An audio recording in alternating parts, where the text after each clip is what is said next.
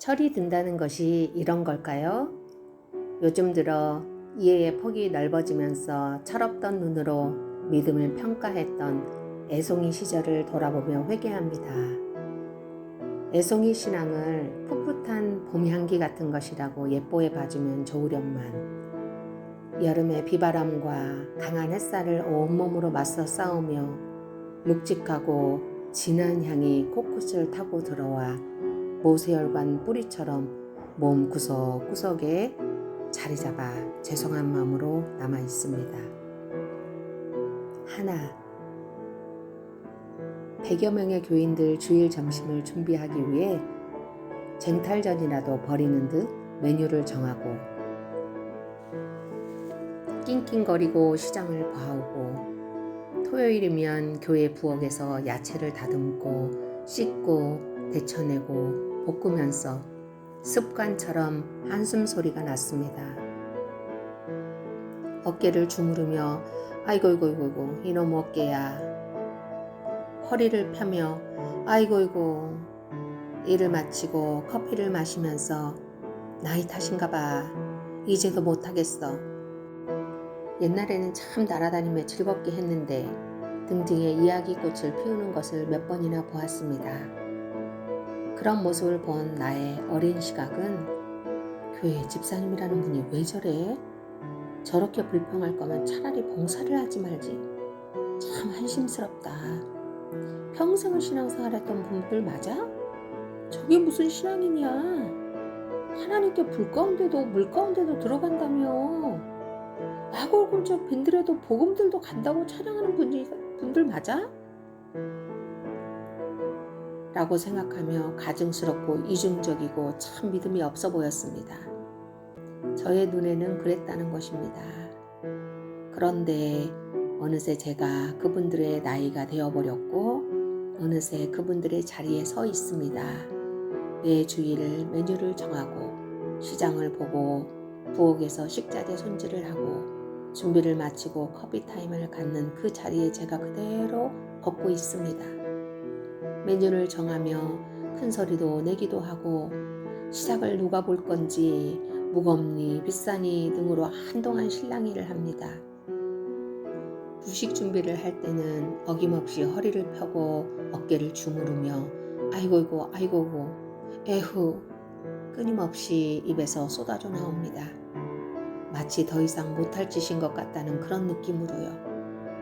그런 모습을 본 저의 남편 목사님은 조심스럽게 저에게 말합니다. 하지마. 꼭 해야 하는 거 아니면 하지마. 덕이 되게 하지 않을 거면 하지 않는 게 나아.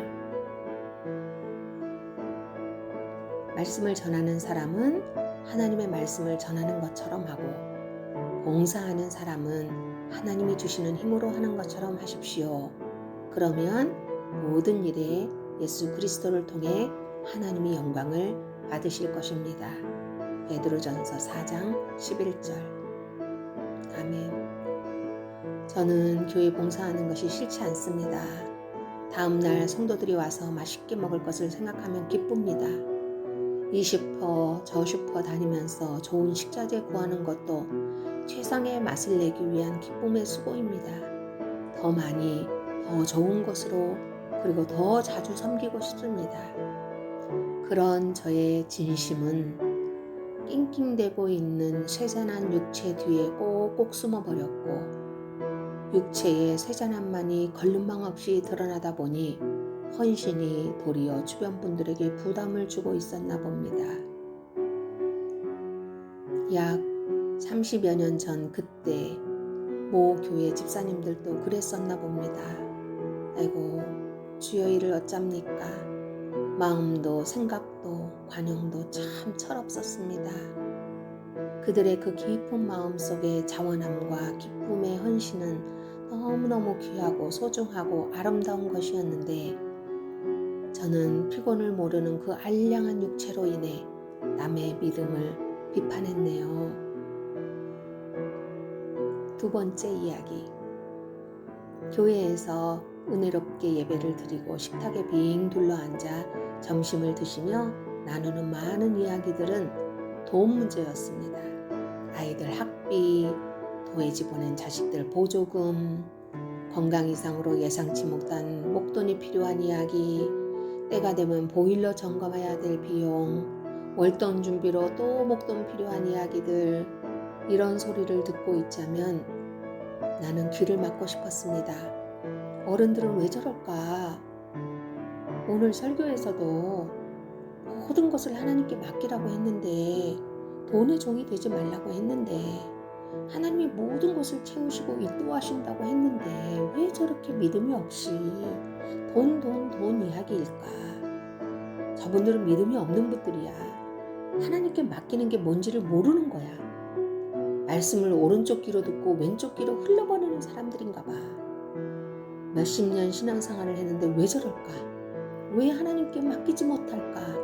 왜 채우시는 하나님을 믿지 못할까?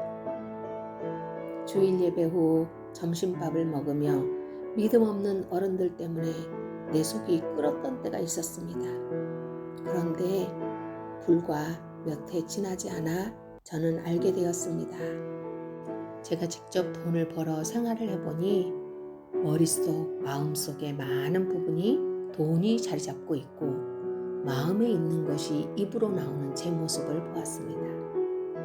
그동안 나는 직접 돈을 관리하고 돈을 만들어야 할 이유가 없었기 때문에 돈 걱정을 안 했던 것입니다.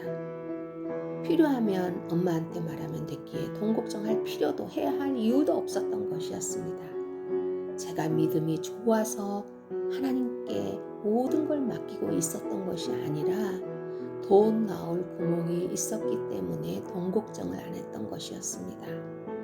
막상 사회에 나와보니 치열한 삶은 그리 만만치 않았습니다. 정해진 수입으로 최상의 삶을 살아야 했고 미래도 계획해야 했던 사회생활, 초년생활은 이렇게 회개함으로 시작했던 기억이 납니다. 오래전 주일 예배 후 식탁에서 그분들의 돈 걱정은 하나님께 기도였던 것이었습니다. 목돈이 필요하다는 한숨은 하나님 가장 선한 방법으로 나를 인도해 주세요 라는 하나님께 맡기는 애절한 기도였던 것입니다. 내가 경험해 보지 않고도 성도들의 마음을 알면 얼마나 좋을까요? 꼭 내가 경험해 봐야, 내가 그 나이가 되어 봐야 알게 되니 일찍 알았다면 죄를 좀 덜 졌을 텐데, 일찍 알았다면 좀 더 마음을 보듬어 줄 수 있었을 텐데 하며 아쉬울 때가 많습니다. 오늘은 하나님께 투시의 영을 강구해 봐야 하는지 모르겠습니다. 약함을 알기에 완전한 주님이 더 빛나게 되는 것 같습니다. 어릴 때가 있기에 성숙의 아름다움이 더 값지고 겸손할 수밖에 없는 것 같습니다. 나의 철없던 시간, 부끄럽지만 또한 감성적 가치가 충분함을 느낍니다.